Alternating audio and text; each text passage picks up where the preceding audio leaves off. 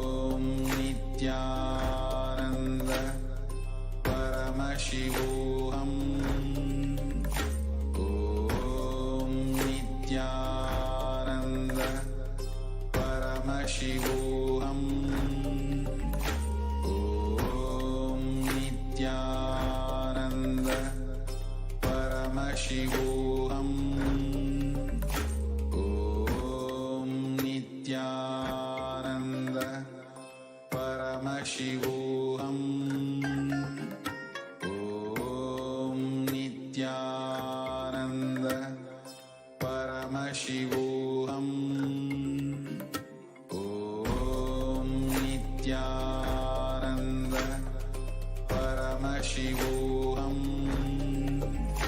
Om Nithyananda Paramashivoham. Om Nithyananda Paramashivoham. Om Nithyananda Paramashivoham. Om Nithyananda Paramashivoham.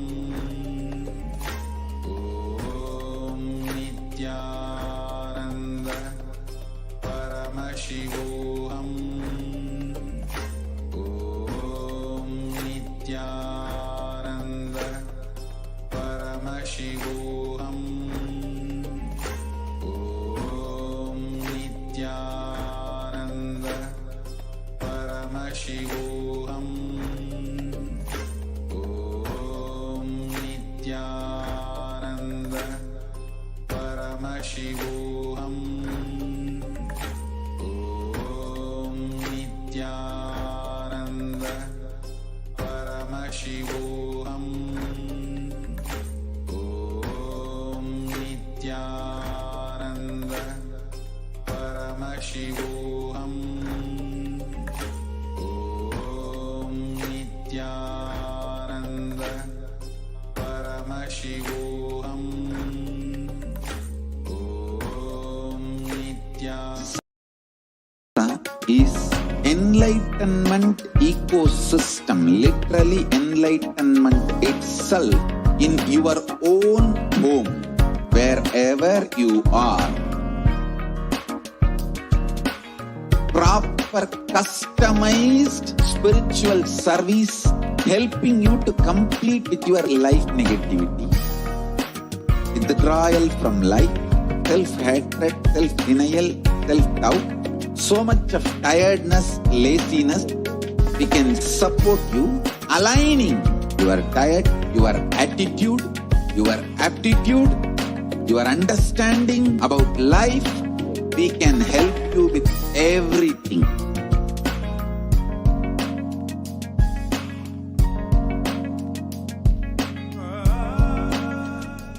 Paramashivoham. Om Nithyananda Paramashivoham. Om Nithyananda Paramashivoham. Om Nithyananda Paramashivoham. Om Nithyananda Paramashivoham. Om Nithyananda Paramashivoham.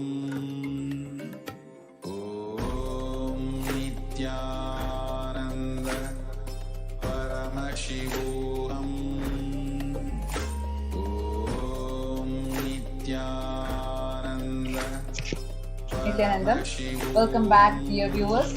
Now, as we have seen, what are the different places that the most compassionate avatar, the Supreme Pontiff of Hinduism, Jagat Guru Mahasannidhanam, His Divine Holiness Bhagavan Sri Nithyananda Paramashivam, has opened up for the entire humanity to save themselves. So all of us can see here, these are the free COVID care centers opened across India. Adi Kailasa in Bidadi, Bangalore, Salem Adhinam, Tamil Nadu, Tiruvannamalai Adhinam, Tamil Nadu, Rajapalayam Adinam in Tamil Nadu, Puduvai Adinam in Puducherry, Pattanam Adinam in Tamil Nadu, Sirigapadi Adinam in Tamil Nadu, Sripuram Adinam in Hyderabad, Madurai Adinam in Tamil Nadu, Avattipalayam, Erode, Tamil Nadu, Hosur Adinam, Tamil Nadu, Baroda Adinam, Gujarat. So Kailasa rushes its aids to aid India as India finds itself on the verge of COVID-19 third wave. Multiple free COVID care centers opened across India. Various social services offered during the pandemic in Kailasa's de facto spiritual embassies across India. Spiritual services offered during the pandemic in Kailasa's de facto spiritual embassies across India, and cosmic revelations on the global pandemic. So all these are the different efforts that the Supreme Pontiff of Hinduism has been taking as Kailasa rushes to aid India amidst this hour of dire need, where all the people, the different lives in India are just yearning for someone to save them.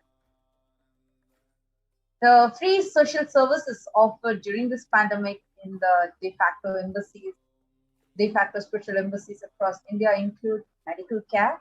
And you all know medical care that Swamiji is offering absolutely free of cost. Yes, amidst this time where really, literally the entire world is looking for something that is going to save them, where they feel like there's absolutely no other way out for this. People do not know, and especially when the hospital beds are becoming full and people do not have enough oxygen, people are not having access to medical services.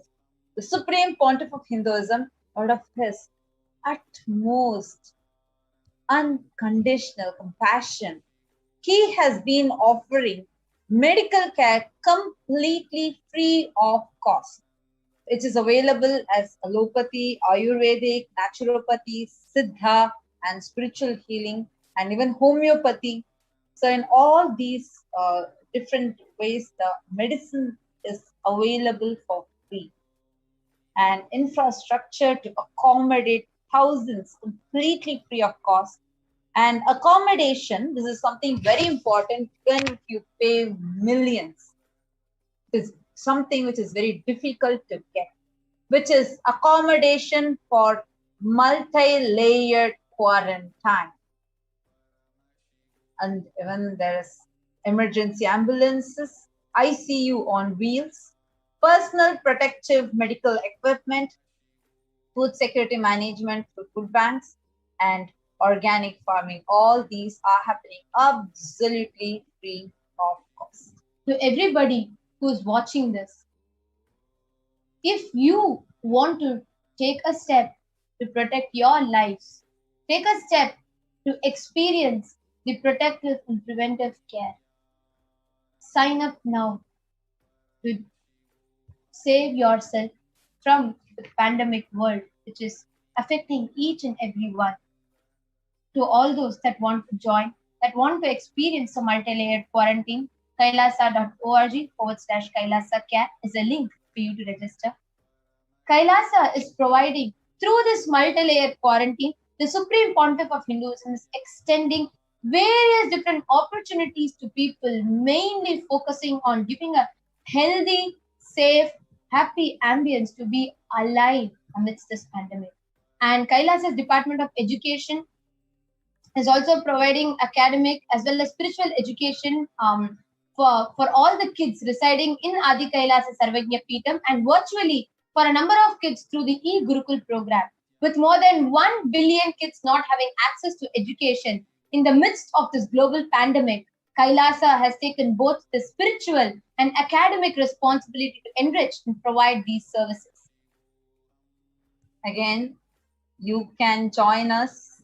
You can avail all these services completely free of cost. You can just sign up in kailasa.org/Kailasa. We have the spiritual routine, the yoga, Malakhamba yoga, and all the spiritual practices offered absolutely free of cost for all the children physically that are coming. And it's actually something amazing because billions of kids right now, especially because of the pandemic, do not have access even to basic education. Actually, we all can see here and in the pictures as well how the kids, like Mata Tupriya was just sharing, even while the basic education is not being available and it is a problem, here the Raja Vidya Gurukul completely focuses on providing the kid the best of education, the best of spiritual education, focusing on the conscious growth and the blossoming of the child. Here we all can see how the kids perform authentic homas, rituals, and we experience the results of the rituals as an experiential understanding to each and every one of us, learning the Shastras, Vedas, and Agamas, performing these rituals exactly as it is prescribed in the Hindu scriptures. These are the glimpses of the Homa performed by the Balasans brought up in the Raja Vidya Gurukul. Actually, now due to this pandemic, so many people are experiencing, so many kids are experiencing the mental breakdown. That's why if you see the teenage suicide rate has peaked up. And people are going through a very tough time trying to cope up with studies, especially when given that it's online. There is no one to guide them for their values, for what principles they are supposed to stand for. And kids are finding, so children who are the hope for tomorrow are finding it very difficult to cope up with.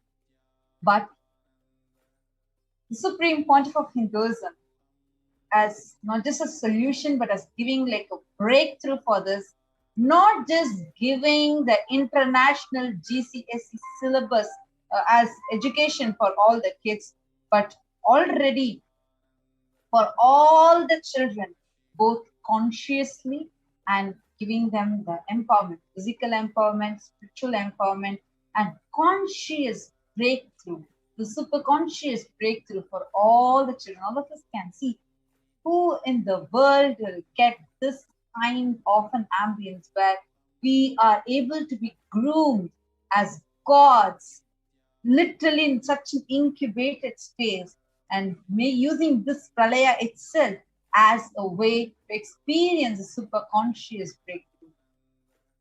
Free Annadhan happening, best organic sattvic diet. And we all can see even the Raja Vidya Gurukul that is happening. Even virtually kids are coming and studying. So actually, These are all the children of all the people who are joining us and who are quarantining, who are availing this service of multi-layered quarantine that Supreme Pontiff of Hinduism is offering completely free of charge. So actually, we did see the statistics of How you can become a part of this right now by signing up in this link, kailasa.org/Kailasa Camp.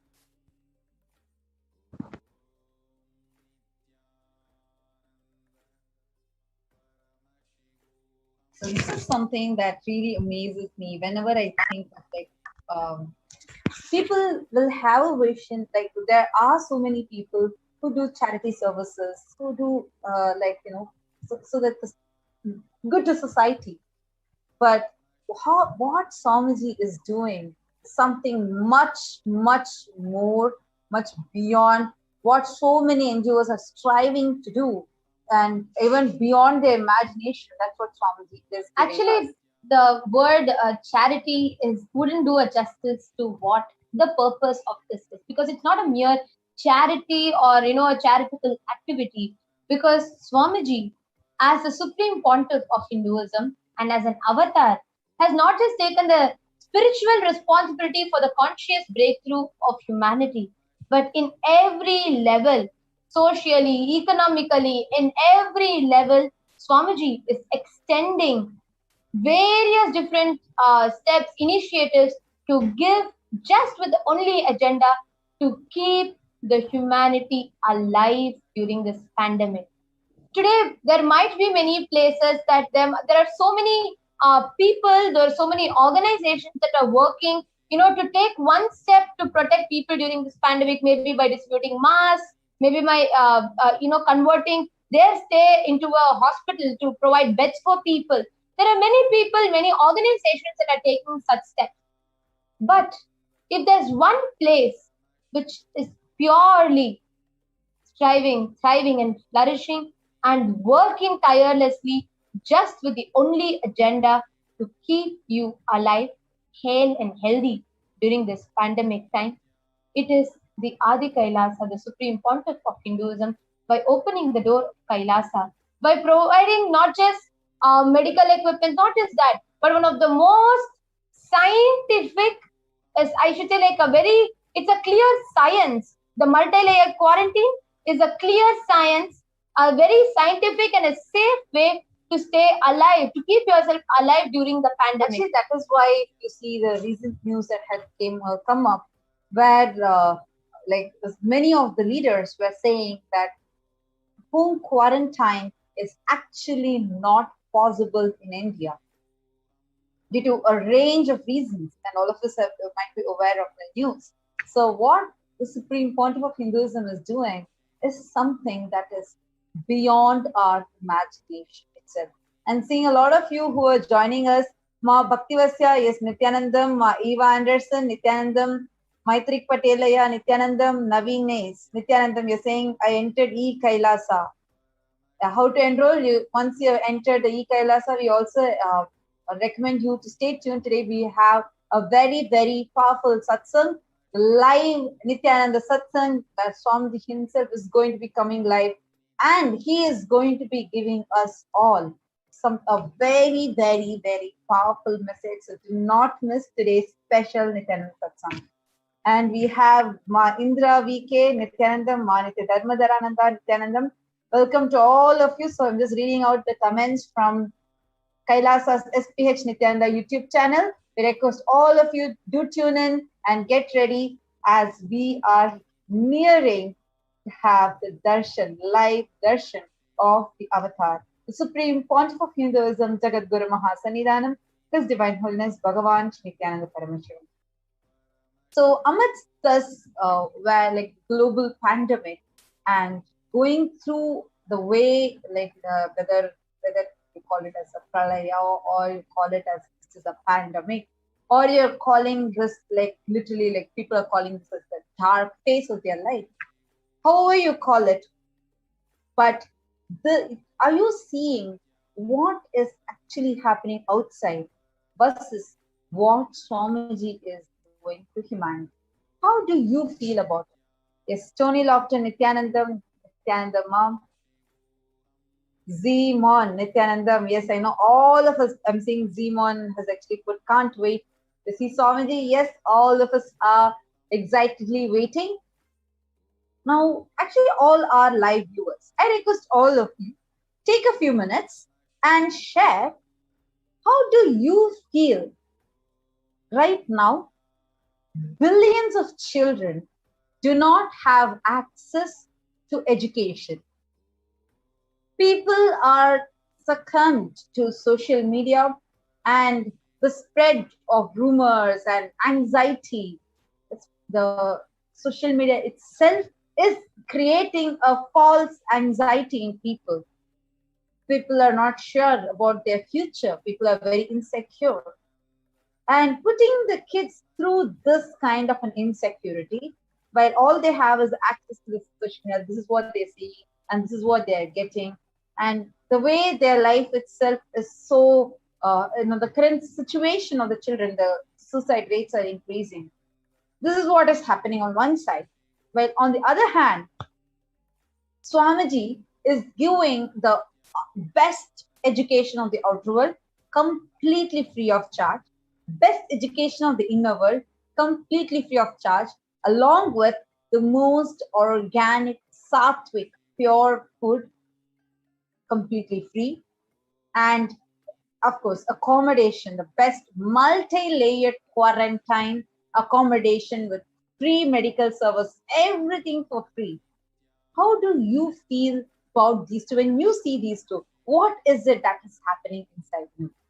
Do take a few minutes and do share with us. You all can just comment in the YouTube comment section and share with us. How do you feel about this? When you see this difference, what is it that is occurring to you? And even if you want to add, like you have some real life occurrences where you see your own child behaving differently, or you see that she is going through some down at this time, her whole face is literally like going in a down just because of this whole pandemic and or being bullied in school, things like that. You can share all those things with us in the comment section of the YouTube chat. So go to Kailasa's SPH Nithyananda YouTube chat, and in the live chat, do share with us. Esma Paramashivoham Nithyanandam. So seeing, okay, all the people that are able to become a member of our YouTube channel, all of you will be able to comment.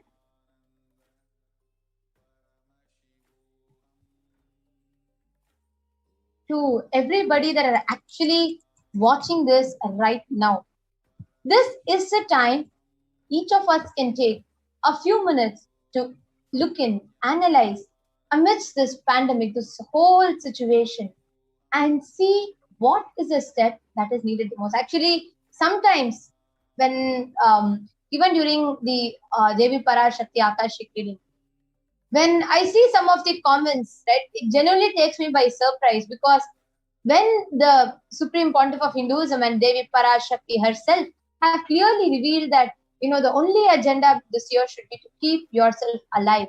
And there's all these fungus spreading and so many infections, so many deaths that are happening.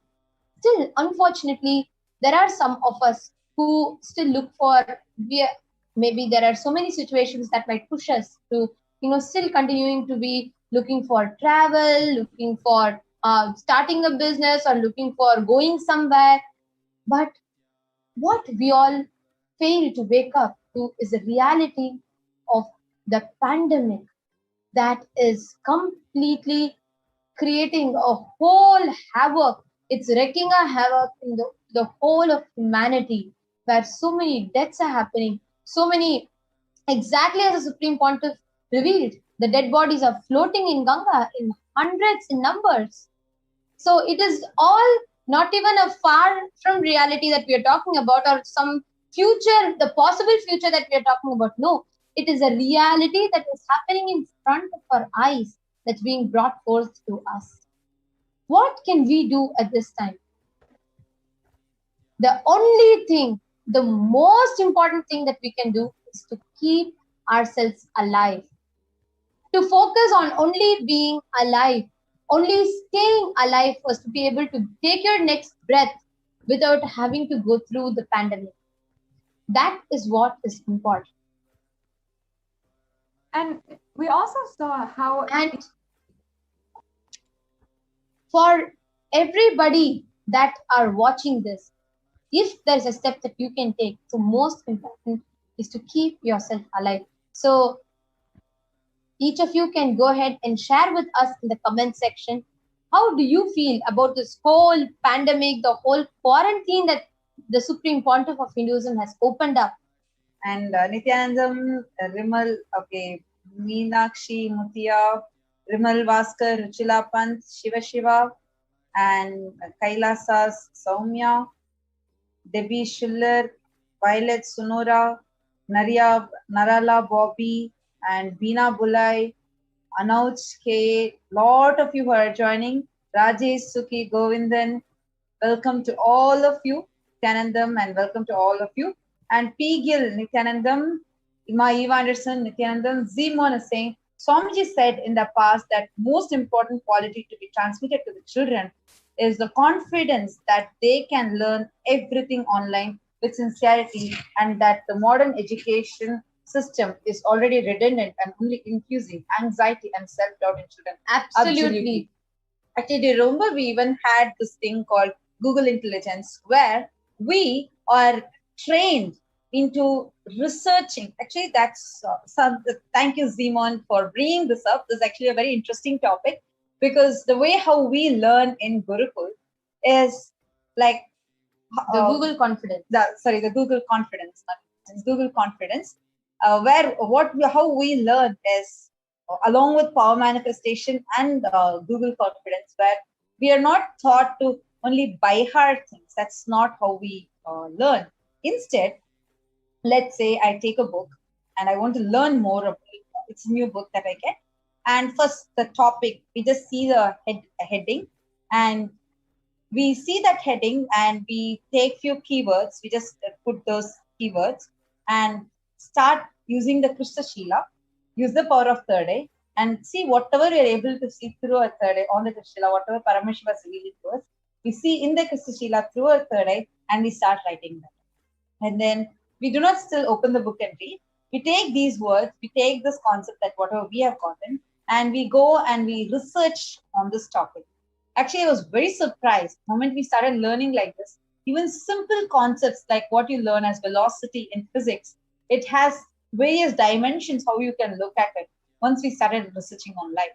So we take the first from what Paramashiva is revealing, then what the world is revealing about it. So we take the world's thought currents and we analyze that. Then from that, we write our thesis, how we are understanding about it. So we start writing that.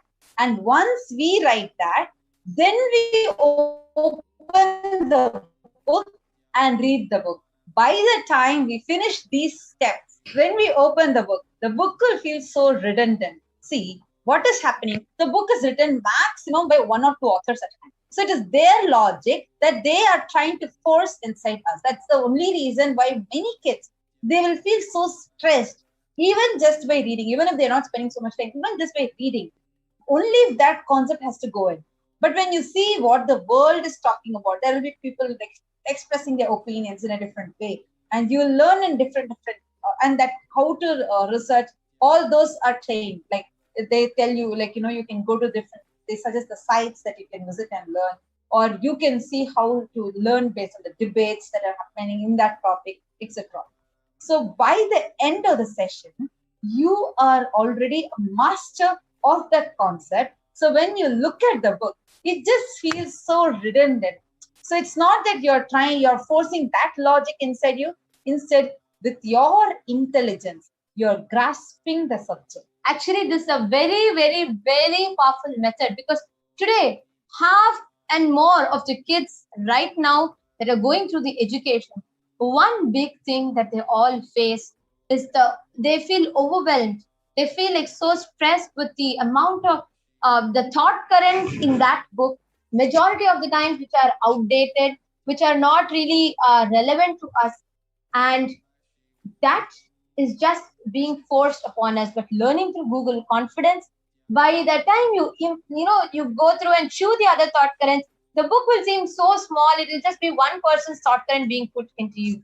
So that's one of the best ways, one of the profound ways that we get to learn. And yes, actually, there's so much, a ton and more that we can keep discussing. But now, and having actually, like anyone has any other questions or anything, you can interact with us in the YouTube or Facebook chat, and make sure you're taking a few minutes to share this so that nobody misses out on this amazing blessing that all of us have, where we are going to be having the darshan of Avatar starting in just a few more minutes. You can either post the comments either on Facebook, on Kailasa's SPH Nithyananda Paramashivam Facebook page, or on YouTube, Kailasa's SPH Nithyananda YouTube channel. And welcome Krishna Yadav, Sakalananda, Rajesh, Sukhi, Govindam, Nithyanandam, to all of you who are joining us live continuously. And a lot of you are watching, and hope what we shared about how we study in Gurukul was interesting for you. So how do you feel about this method? Where first you learn what the world is. First you actually see the concept. You don't go through the book. You don't do anything. You just see the keywords that are usually highlighted in bold. So you just take that You go, you see in third eye, you write down what Paramashiva is repeating. Then you take that, then you go research online and learn what the world is talking about. Then you take all those concepts in, and then you write your understanding. Then you open the book and then you read it. So, what the end of the day, like the whole thing, you become a master of it. How do you feel about it? Do write to us in the comment section, because of course we are really excited to share about this with you. Now, before we continue further, let's take a short break, and then we are having a very exciting session that's coming up and a very powerful session that is coming up. So do not miss it. Stay tuned and let's take a short break now.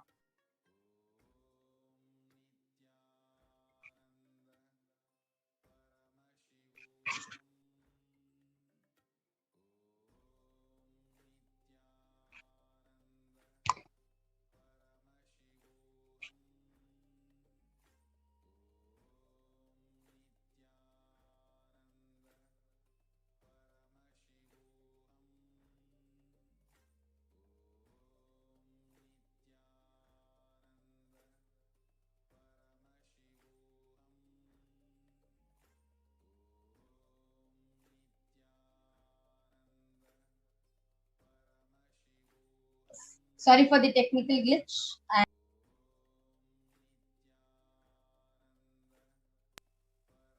Sorry for the technical glitch. Seems like there's a small error. We are getting some comments from the viewers. Yes. And meanwhile, as we are all awaiting for the Nithyananda Satsang that is starting live at 10 p.m. IST, as we are all awaiting the exciting live Nithyananda Satsang, each and every viewer that are watching us right now, please take a few moments to share with your friends, your near and dear ones, your loved ones, to invite all of them for the Nithyananda Satsang live, so they all can enjoy, they all can relish, and they all can grasp the superconscious thought currents and empower themselves to be able to handle and tackle the pandemic and all of its effects and impacts.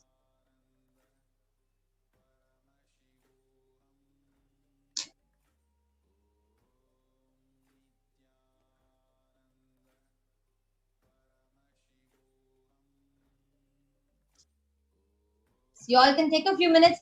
Please go ahead and leave comments in the comment section. We have some of the viewers who had commented in between their losses, so we just like repeat it. So then, okay, Ma Prabjot Giri is saying you guys are so cool, lovely. Thank you, Ma. You can write to us about the education system. How was it inspiring you? And yes, Jambulingam Shanmugam has shared what they call modern education. It is like fast food. Our ancient civilization, ancient knowledge, civilization, traditional civilization, lifestyle of Gurukul is transformation, cosmic archives and Paramashiva science to Guru Sishya Parampara, the incarnation, Rama and Krishna, they study in Gurukul only. Such a beautiful point. Yeah. Actually, when you say about this, I remember once Swamiji was quoting, I actually never perceived it like that, like cognize it like that till Swamiji had shared so. Swamiji was explaining, if you see in Mahabharata, all the Pancha Pandavas and the Kauravas, the 100 Kauravas, all the 105 of them studied in the same Gurukul under Dronacharya only. But each of them excelled in their own dimensions. Bhima and Duryodhana excelled in mace, whereas Arjuna excelled in bow and arrow, whereas Yudhishthira excelled in spear. Each of them excelled in different dimensions, even though all of them studied in the Gurukul only. Now, and that time it was Dronacharya. Now we have an avatar himself who has come down. So it will not just be like a breakthrough in the level of skills, but what Swamiji is making us do is having a super conscious breakthrough. So literally as new species, Swamiji is evolving each of the palaces. Giving this absolutely free of cost to humanity is something just unfathomable. Meena B has also joined. Yes, Nithyanandam. Welcome to all those who are joining us continuously.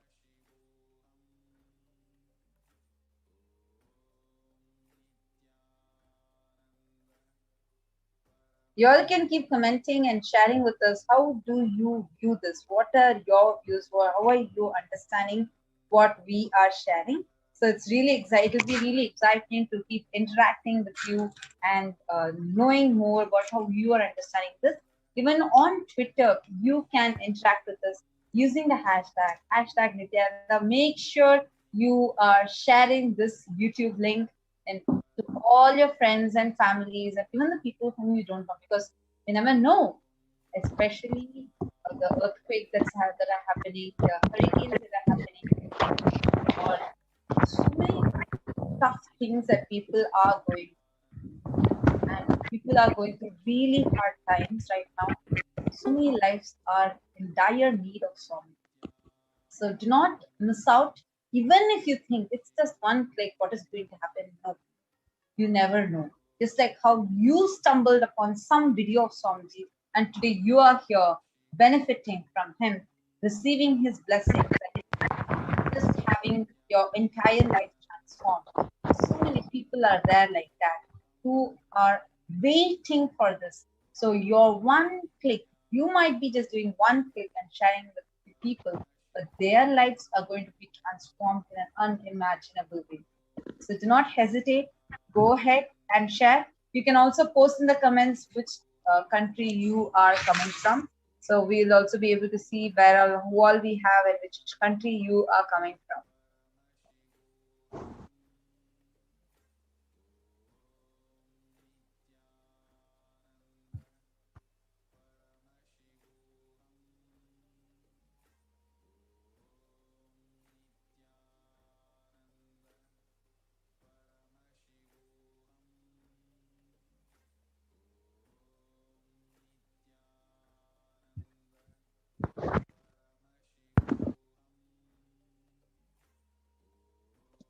Yes, and also, as we had been discussing,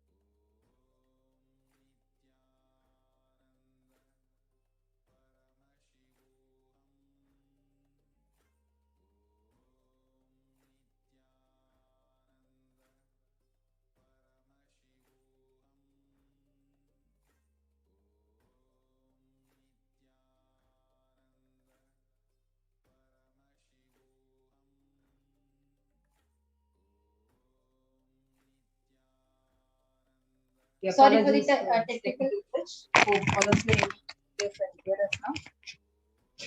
Yes. I'm seeing a lot more comments that are flooding in.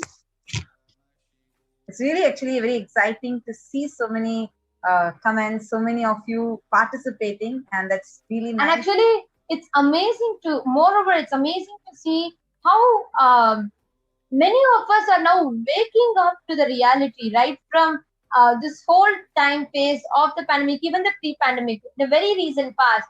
Many of us are becoming more aware of, changing our lifestyle into, becoming vegan, healthy, even having shifts in education.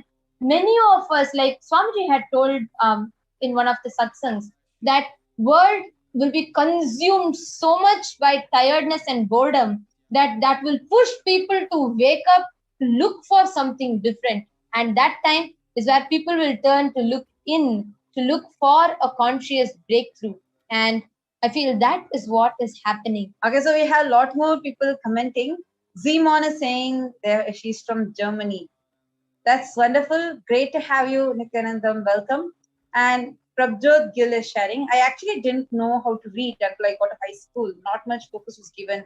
Even in high school, when they finally learned that I was having troubles and they had to assess me, didn't do much except for put some kind of books in front of me. But overall experience could have been better there. Was a lot of mental struggles and other events were happening in my life. But now I met Swamiji. I hope if I ever have to study again or do anything in a school, let it be for Swamiji. So beautiful, Ma.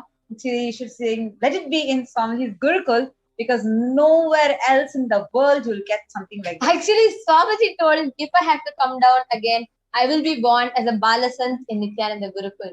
Because Gurukul is providing a golden childhood to the children. Because right now, anywhere, you are put into a mold. And it is like, an elephant, a giraffe, an ant, a fish, a monkey, all of them are given the same exam of climbing a tree. And just because a monkey only can do it, an elephant being labeled as a failure doesn't make sense, because its strength is not being discovered. Nithyananda Gurukul is where each individual becomes a peerless specialist in his excelling and pioneering in his abilities, capabilities to discover the multifarious possibilities that exist in us. And the best part is all of us are given exposure to every dimension. We are taught to dress up the deities, alankar, rituals, yoga, puja, website building, some excelling in the, even in the software in terms of, learning social media, or how we learn research and study science, and how we can travel if we love that, and how be it conducting courses, developing courses, organizing programs, managing events. There is so many things like these. And how each of us are given exposure to all of these. We are taught about how to build temples, how to learn agamas, how to study Sanskrit, how to conduct courses. Each of us are given exposure into these. So what then happens is all of us learn and we blossom in each and every dimension. Most importantly, what is prioritized is our conscious growth. What is prioritized is our conscious understanding, the superconscious breakthrough. Actually, we have a meme that I just pulled out. All of us can see. This is the meme where whenever I remember modern education, this is the meme I would remember, because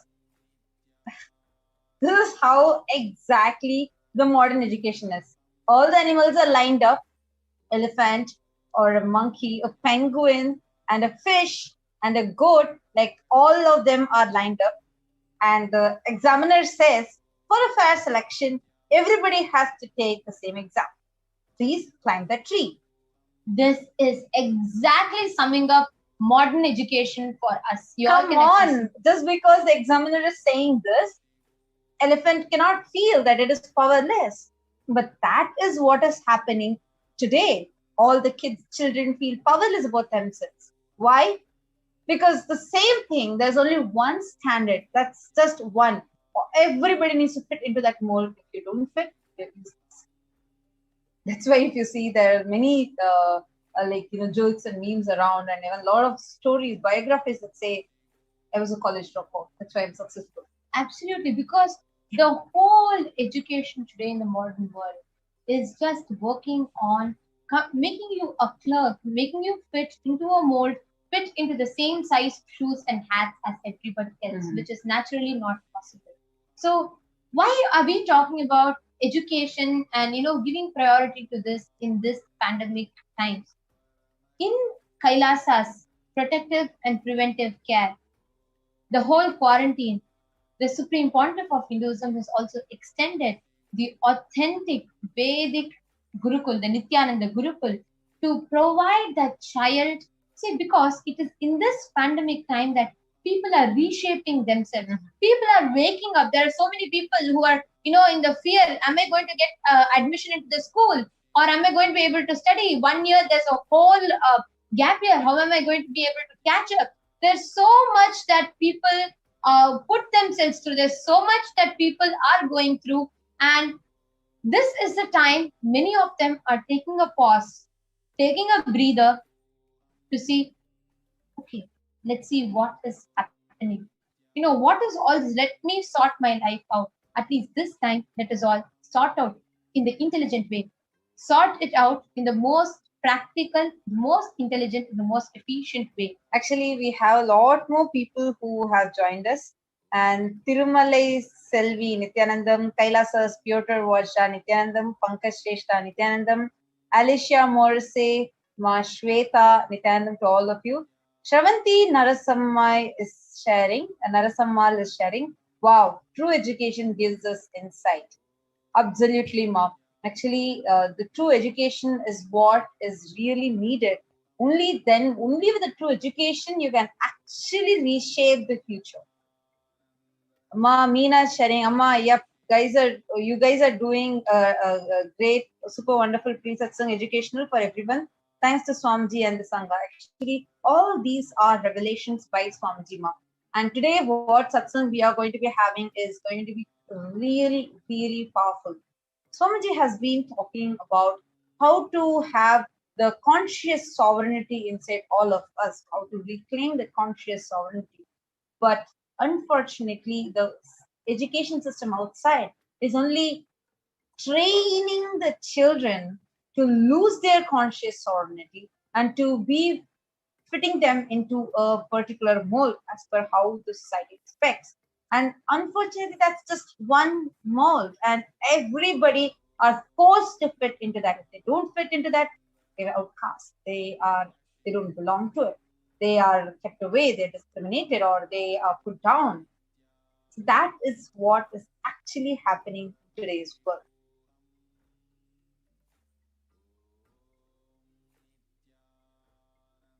Lot of you who are joining, yes, welcome to all of you.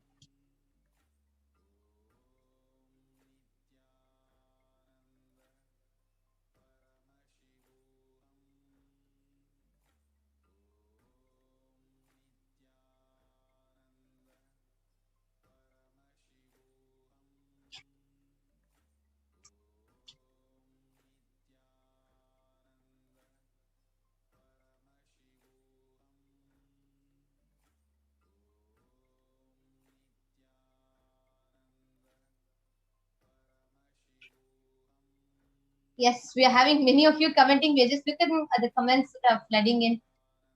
Now, what is a step that we can take to each and every one of you that are watching this? If you are in India, if you are in the Southeast Asian zones, and if you are facing the pandemic, please understand the step that you can take to protect, to prevent yourself from facing the whole pandemic is to stay in the multi-layered quarantine. So you all can sign up at the link kailasa.org/Kailasa care. Please take a few minutes to sign up.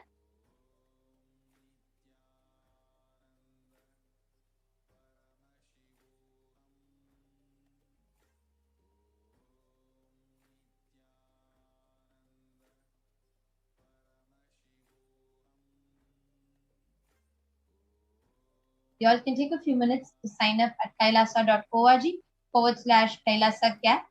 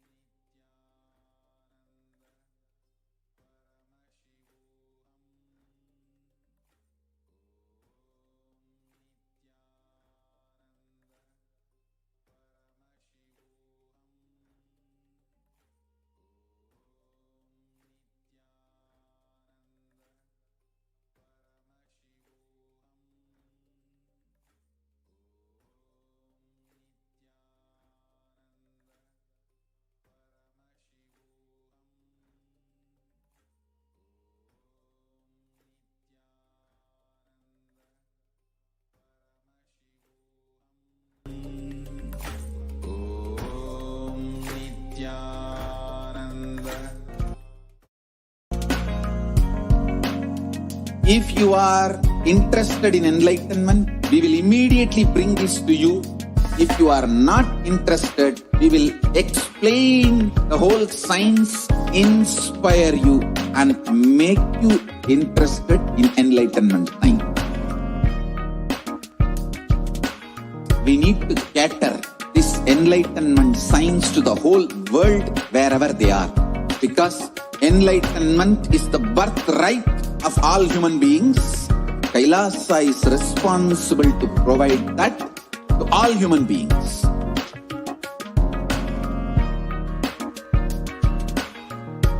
Kailasa is the totality of the knowledge I received from my gurus and practice manifested in my life, perfected by teaching millions of people from all cultures, time zones, backgrounds, genders, nationality, race, from every creed.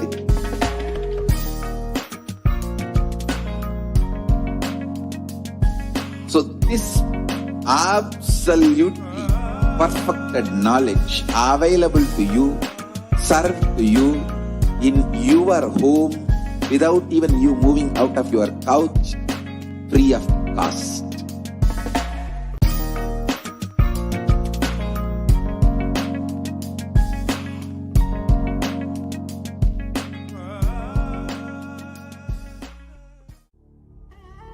What I mean by the word Kailasa, listen intensely. Enlightenment ecosystem, literally enlightenment itself, in your own home, wherever you are. If you cannot come to Kailasa, it's okay. Kailasa can come to you. Kailasa coming to you is Kailasa.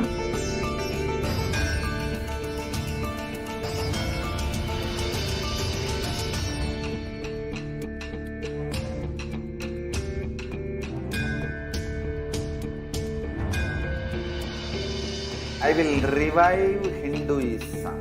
I am a Hindu revivalist, not by any revolution, but by evolution.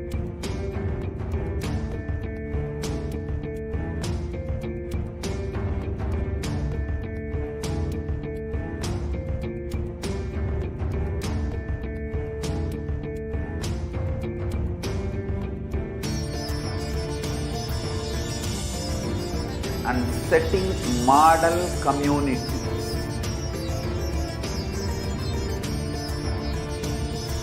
Kailasas, enlightenment ecosystems, Sarvanya Pitas all over the world.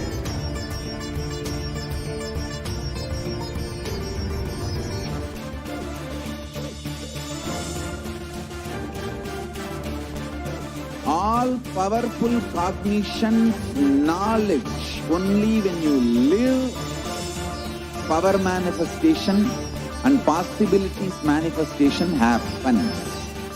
It's a fundamental truth.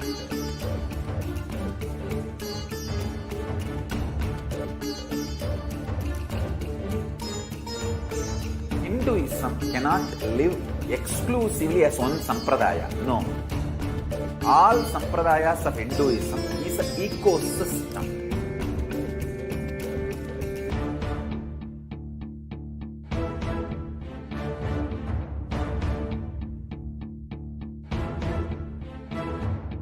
So don't keep quiet thinking that if one sampradaya is attacked, only that sampradaya is going to be affected.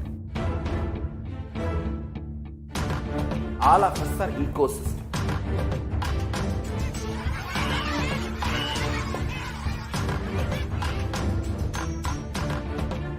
I invite all of you to get involved and enjoy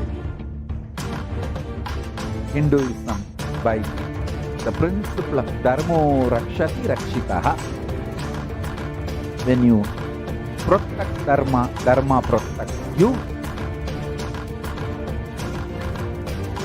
make the whole planet flourish spiritually. The spiritual prosperity will happen to the whole planet. We all have to coexist together.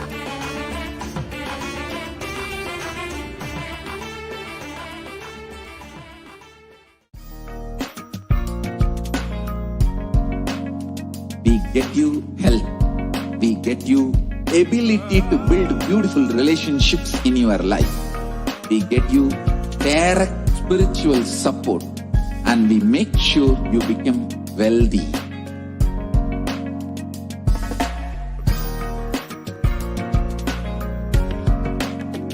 We won't stop giving you just good life. We will literally not stop till you live enlightened life. Manifesting the state of Paramashiva, space of Paramashiva, powers of Paramashiva, being of Paramashiva.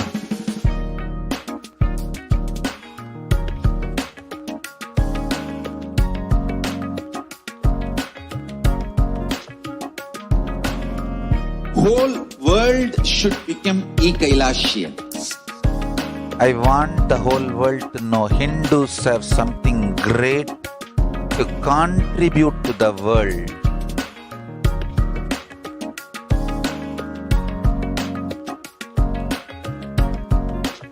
We have something great to contribute to the world. Let us do that.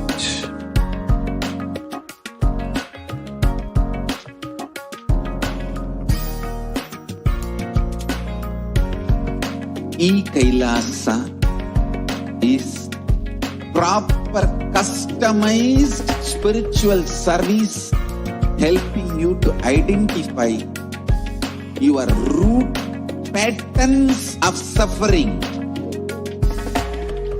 We have perfected the science of helping every individual from every cultural, religious, nationality background.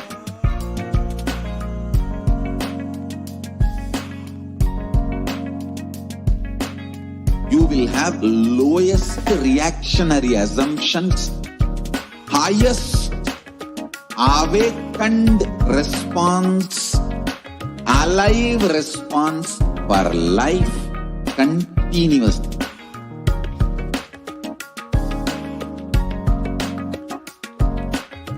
Kailasa is enlightenment ecosystem, literally enlightenment itself in your own home, wherever you are.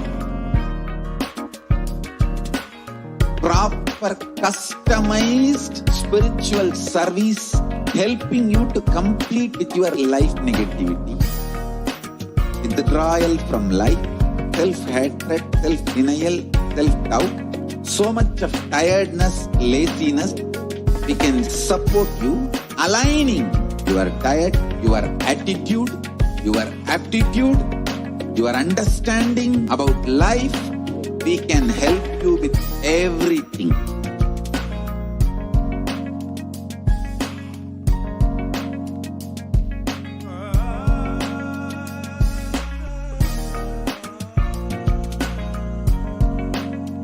If you are interested in enlightenment, we will immediately bring this to you. If you are not interested, we will explain the whole science, inspire you and make you interested in enlightenment time. We need to cater this enlightenment science to the whole world wherever they are, because enlightenment is the birthright of all human beings. Kailasa is responsible to provide that to all human beings.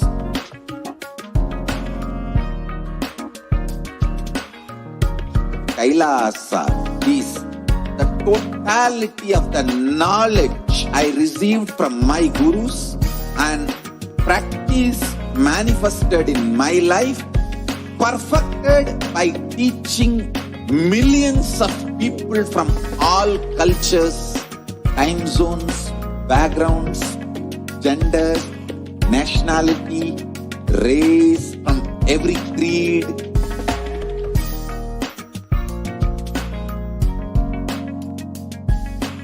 this absolutely perfected knowledge available to you, served to you in your home without even you moving out of your couch, free of cost.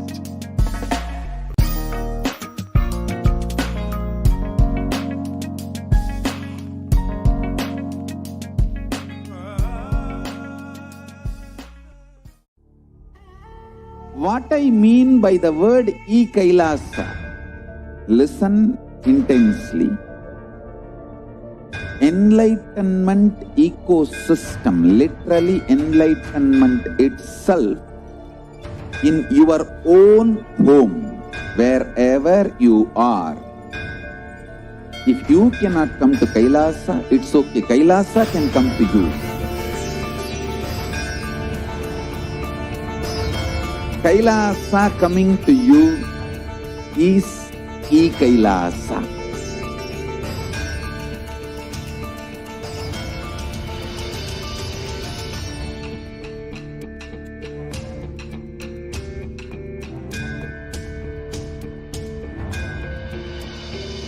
I will revive Hinduism. I am a Hindu revivalist, not by any revolution, but by evolution.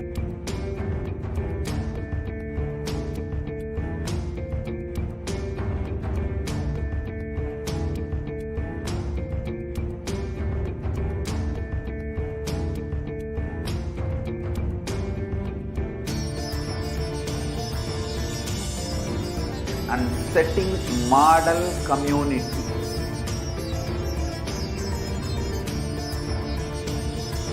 Kailasa, enlightenment ecosystems, Sarvanya Peethas all over the world.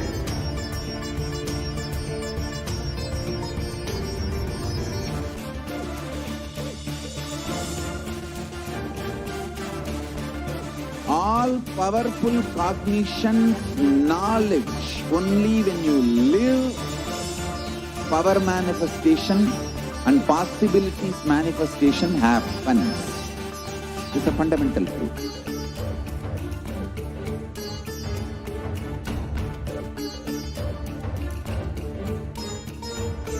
Hinduism cannot live exclusively.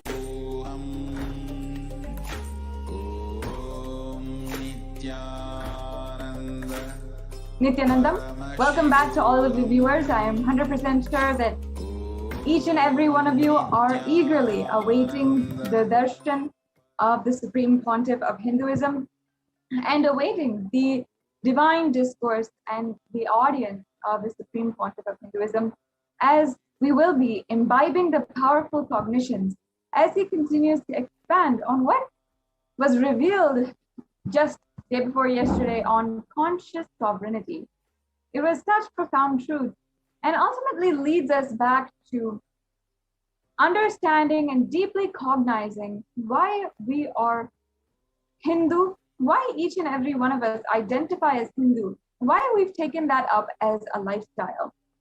And when we fundamentally address this, when we address the conscious sovereignty, we are able to express deep and deeper truth. And when we're doing the Vakyartha Sadas, and how we have been literally the conscious sovereignty is stolen from us as the Supreme Pontiff of Hinduism declared, and he had revealed just the day before yesterday on these extremely profound truths. When we deeply do the Vakyartha Sadas, we start to live the Hindu lifestyle more authentically, and ultimately the benefit is 10,000 times and multifold as well. Now, we'll now be entering into the segment on the persecution against the Supreme Pontiff of Hinduism. And for the past few days, we have been presenting on a very, very powerful and important topic that has not come out to the world yet about the assassination attempts against the Supreme Pontiff of Hinduism. And over the last 2 decades, we've literally seen a campaign of state-sponsored assassination attempts against the Supreme Pontiff of Hinduism in 2010, in 2012, in 2014, and so many in between, until it came to the point where the Supreme Pontiff of Hinduism needed to actually leave India, and we were ultimately not even able to physically be in the presence of our Guru. And as even Devi Parashakti revealed, the captain was driven out of the ship. Even though he had built such amazing and revived the ancient Hindu kingdoms, and he had built the Adhinam, the Adi Kailasa Sarvagnapitam, where so many today are finding relief and are finding so much of reprieve from the ongoing pandemic just through the Kailasa COVID care multi-layer quarantine that Adi Kailasa Sarvagnapitam is organizing. Even though the Supreme Pontiff of Hinduism is ensuring that Kailasa continues to contribute, still he has made the ultimate sacrifice of everything in order for us to be protected and Kailasa to continue. The anti-Hindu militant forces have continuously been strategizing on how they can vilify, demonize, and ultimately assassinate the Supreme Pontiff of Hinduism in a series of steps, in a series of strategic, planned ways to execute what they wanted. And what they wanted was to continue to oppress the Hindu civilization, to continue to loot the Hindu civilization, the Hindu temples, the Hindu heritage from each and every one of us, and to stamp out entirely the Hindu customs, traditions, and the Hindu culture. And we saw how in the last segment, we saw how step by step the anti-Hindu militant forces had been going against and had been literally ensuring that these assassination attempts are successful, not only successful, but justified by the media mafia and to the international audience. If a report goes out that this many Hindu leaders are dying, or this many Hindu leaders are under illegal judicial custody, then there is a media campaign of demonization against the Hindu leaders that they had plotted and that they had conspired to put against the Hindu leaders. And in so many ways, this has stopped the Hindu community, the Hindu diaspora globally from having the justice of at least being able to tell our story to the world, being able to seek help in other resources, at least in the international audience. But due to the series of media demonizational campaigns against Hindu leaders and against the Hindus, and so many different systemized attacks against Hinduism, until now, we have not been able to have even one voice about the Hindu Holocaust in the world. There's not even one textbook, there's not even a narrative out there that speaks about the Hindu Holocaust and what ultimately the Supreme Pontiff of Hinduism is going through to revive Kailasa. But due to his hard work and him, the Supreme Pontiff of Hinduism, going to all extents to ensure that the Hindu Holocaust is told to the world, and his hard work, sincere efforts to go and revive Kailasa, bring legitimacy to Kailasa and its mission. Is finally, the United Nations has recognized the persecution against Hindus and women of Kailasa, in each and every one of us, finally had some sort of reprieve for the violence that is ongoing against us. And we've seen how arrest against of the Supreme Pontiff of Hinduism, the illegal arrest against the Supreme Pontiff of Hinduism, has been a systemized attack, meaning that anti-Hindu militant terrorist forces had planned and conspired prior to the attack in order to execute their ultimate goal. Now, the steps are very clear. One is media demonization, meaning the demonization of the Hindu leaders and the Hindu people, the Hindu sannyasis, the Hindu sampradayas, and all the members of the Hindu sampradayas, and vilifying them in the media.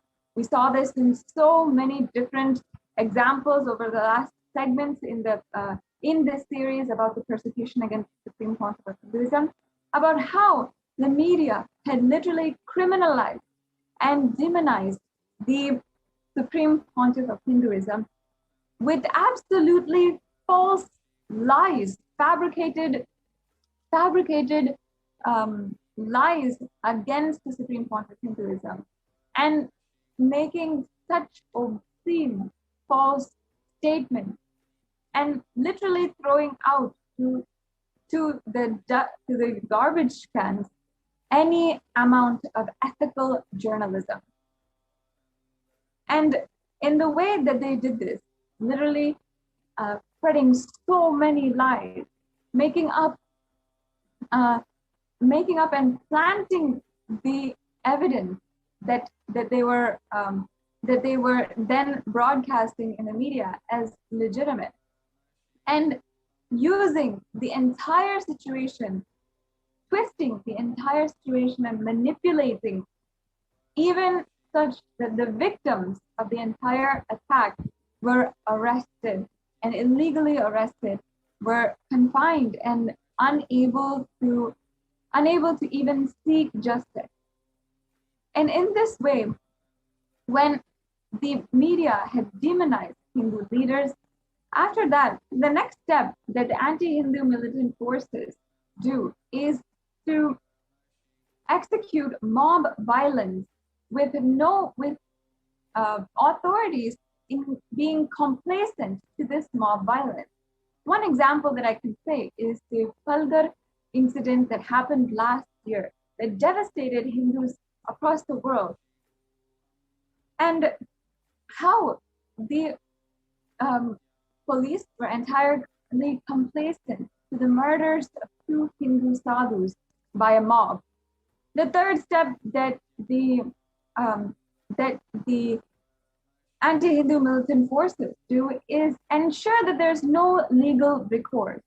And by executing a staged mob against the Hindu sannyasis, they ensure that there's no one who can be held accountable for the actions of violence against Hindu sannyasis.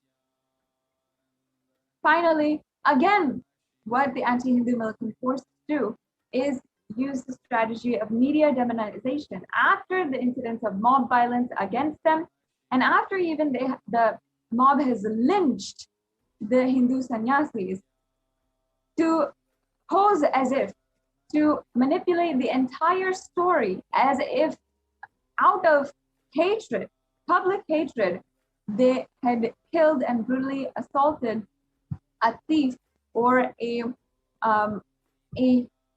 person who is less than even human being. They do this process of dehumanization in the media, literally demonizing, vilifying good people, the victims of the entire story, in order to further justify subsequent attacks and assassination attempts against Hindus and Hindu leaders. We've seen this in so many different cases. And against the Supreme Pontiff of Hinduism specifically, again and again, the same strategy being used. And unfortunately, what was most devastating for especially all of us Kailasians across the world is how we have seen how the Supreme Pontiff of Hinduism was treated, abused in the hands of the mob and in the hands of so many violent people who were staged to be put there and to execute violence against the Supreme Pontiff of Hinduism. Now, today, in the next segment, we'll be seeing and understanding the arrest of the Supreme Pontiff of Hinduism and the attacks against the Adi Kailasa Sarvagnya Peetham and Kailasa, subsequently following the arrest in 2012. Some of the footage, the pictures and evidence that we have of the vile and dehumanizing treatment Supreme Pontiff of Hinduism and all the men, women, and children of Kailasa is extremely brutal, terrifying, and horrifying. And today, we also have Manitya Bhaktikananda Swami, who will be helping us understand what exactly happened in the attacks in 2012 and how the anti-Hindu militant terrorist forces had used these 4 stages: media demonization, mob violence with authority-clicity and no legal recourse, and then the 4th stage, media demonization again, how this strategy is used against the Supreme Pontiff of Hinduism and ultimately Hinduism in its entirety. The Supreme Pontiff of Hinduism is the sole Hindu leader who has fought and brought to the international audience out of his intense, pure, hard work, the persecution against Hindus worldwide, and giving us platform, at least, to voice out what has been happening against Hindus. And today we will be seeing and understanding what happened exactly in 2012 against the Supreme Pontiff of Hinduism and the men, women, and children of Kailasa in a series of absolutely unprecedented and violent attacks and methods of oppression against all Kailasians and the Supreme Pontiff of Hinduism. We'll be continuing on with this segment. I hope that you stay tuned and take a few minutes to share the link in the scroll below, as we are eagerly awaiting the presence of the Supreme Pontiff of Hinduism himself. Please take a few minutes to share the link in the scroll below of the report, which is displayed on the Human Rights Commission website for the United Nations, and where the Supreme Pontiff of Hinduism has been able to give each and every one of us Kailasians a voice and a platform to speak out about the crimes and violence done against Hindus.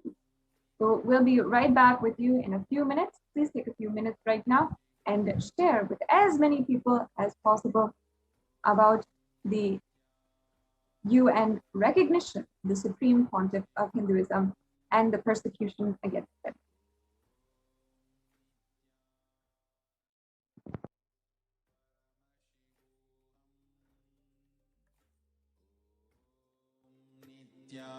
Nithyananda Paramashivoham. Om Nithyananda Paramashivoham. Om Nithyananda Paramashivoham. Om Nithyananda Paramashivoham. Om Nithyananda Paramashivoham. Paramashivoham.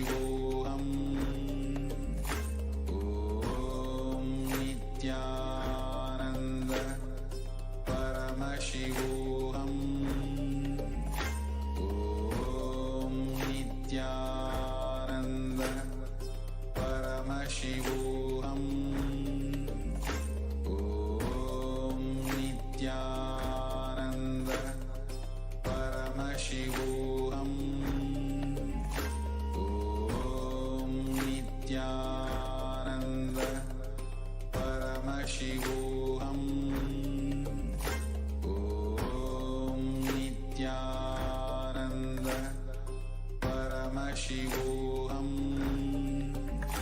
Om Nithyananda Paramashivoham.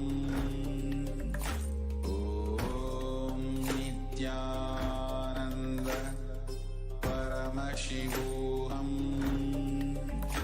Om Nithyananda Paramashivoham. Om Nithyananda Paramashivoham. Om Nithyananda Paramashivoham. Om Nithyananda Paramashivoham.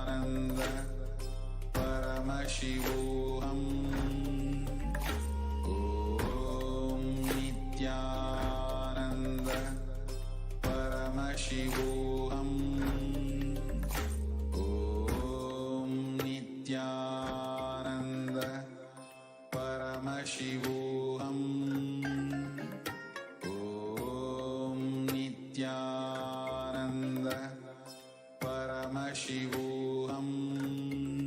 Om Nithyananda Paramashivoham. Om Nithyananda Paramashivoham.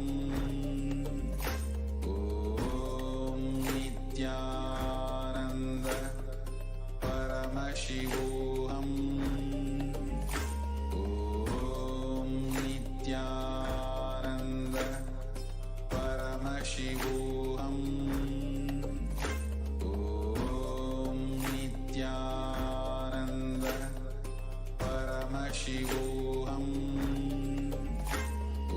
Om Nithyananda Paramashivoham. Om Nithyananda Paramashivoham.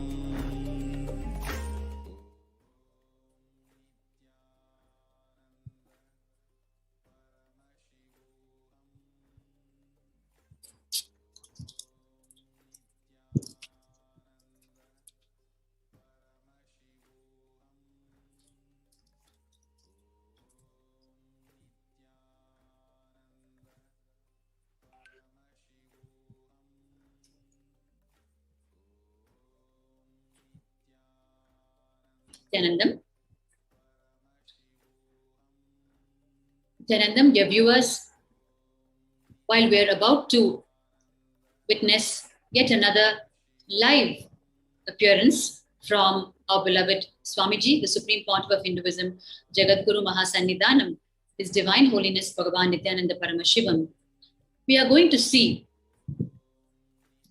once again an unfortunate series of attacks that happened in the year 2012, about which many of you may be aware and many of you may be hearing for the first time. It is very important to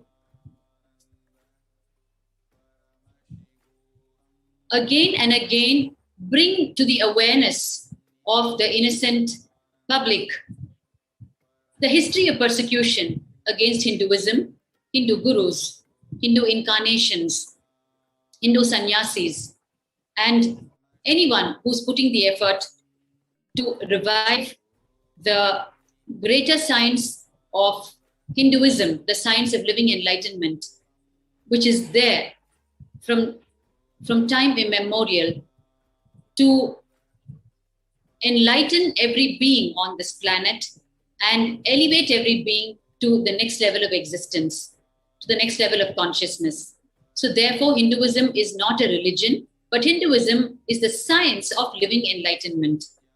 And when human beings become empowered by this science, they start living very powerfully above and beyond the normal mundane clutches of the existing socio-economic political forces, which therefore becomes intolerable and a danger to the vested interests powers that desire to keep the people under control for their own vested interests and agenda. So therefore, the attack on the Supreme Pontiff of Hinduism is huge, unprecedented, and for the very reasons I just stated. For decades, the persecution has been going on. And what we're going to see today is the attack that happened in the year 2012. Like I said, many of you may be aware of it, but the more and more we listen to it and the deeper we dwell upon it, the possibility of the awakening happening in each, not just Hindu, each individual seeking to achieve the purpose of his or her life will happen. The awakening is very important to meet the purpose of each of our life, which is enlightenment. And unless we understand how these attacks are engineered, how these attacks are strategized, how the lies are spread about incarnations and Hindu saints who are trying to revive this greater science of Hinduism after hundreds of years, unless we understand this deeper and deeper, because it is so finely layered with multiple levels of strategy, cunningness, lies, and told in a way that we would not even in our wildest dreams imagine that it is a lie. So unless we understand it to its very depth, we will not awaken to the deep conspiracy behind this, which is actually against each one of us, each one of you. It is why repeatedly these attacks are being brought to your attention in its detail, so that we will wake up and be rid of the brainwashing that has happened over the years. From one side, the media mafia, and the other side, the vested interest forces. It is each one of you out there who's being robbed of your birthright, which is living enlightened, which is the greater science of Hinduism. That is why it is important for each one of you, beyond religion, gender, race, culture, nationality, to wake up and take note of what has been happening and what is going on, especially in the context who is, as you all know, the single voice of Hinduism today that is fighting to reinstate and revive this greater science, and that has withstood decades of persecution. Just by understanding the persecution against him, you will wake up to your own life and achieve not just your outer world materialistic dreams, but you will achieve what you're not even aware of, which is the very purpose of you taking birth as human beings. The purpose, which is living enlightenment, which is experiencing oneness with the cosmos, which is living as a power manifester, as Paramashiva himself. Today, we are all facing so many struggles in our life, which we don't need to face. The single solution to all our individual problems and the global problems is because of loss of the science of living enlightenment. And these incarnations, Paramashiva comes down as the incarnation again and again and again. And all the incarnations who have come, their only agenda is to reinstate the science and give you back your birthright, which is living enlightenment. Today, we're going to see the multi-pronged series of attacks that happened in the year 2012. As you all know, in the year 2010, the attack was direct on the physical body, the life of Swamiji, Bhagwan, Supreme Pontiff of Hinduism. And he escaped very narrowly. And every year after that, the attack was only stepped up. The attack was stepped up, and it came to a point where in the year 2018, he had to take the decision that if he has to complete the avataric mission for which he landed on the planet, then protecting mortal frame, his own body, becomes the foremost issue. And therefore, as the attack started stepping up progressively, in the year 2018, he was forced to take the decision to withdraw from humanity and stay away and continue the service. That is the greatness of the incarnations and saints, because they don't know the zone of violence, pushbacks, and revenge or vengeance. They only know to fulfill the purpose for which they came, the goodness for which they came.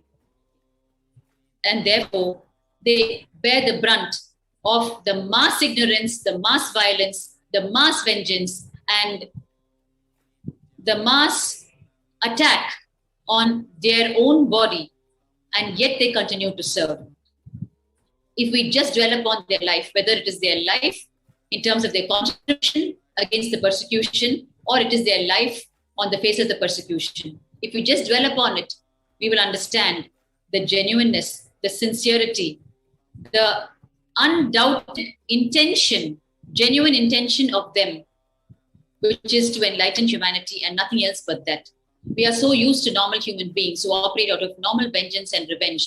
Therefore, we know not that such beings can exist, who can take so much of enmity from us and still intend to give back only the goodness for which happened on the planet Earth. It is not known to us, and therefore we do not believe it. Therefore we vilify it. Therefore we spread lies about it. Today we're going to see the series of the attacks in the year 2012.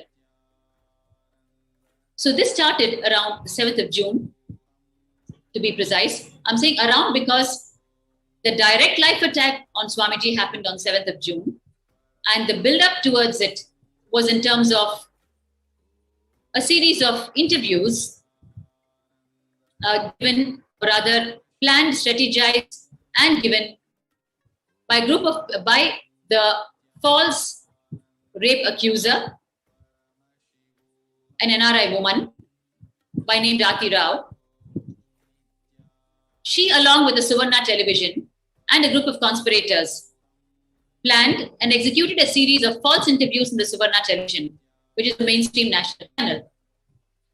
And in the series of interviews, once again, through the media mafia, the group spread the lies to the innocent public, which is you, who unknowingly consume it, because your only source of information, unfortunately, is the media mafia.